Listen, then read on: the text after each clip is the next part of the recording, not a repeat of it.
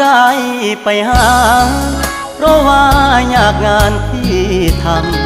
ำบ่ได้ใจดำยังกึดน้ำตัวน้องคือเก่า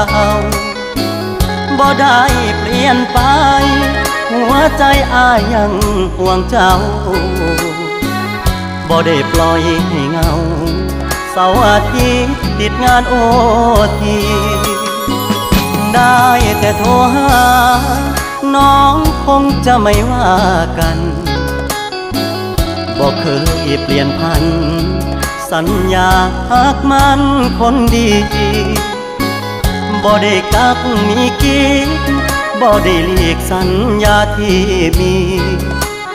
ย้อนงานยุ่งอีลีคนดีอย่าเครียดอายเด้อ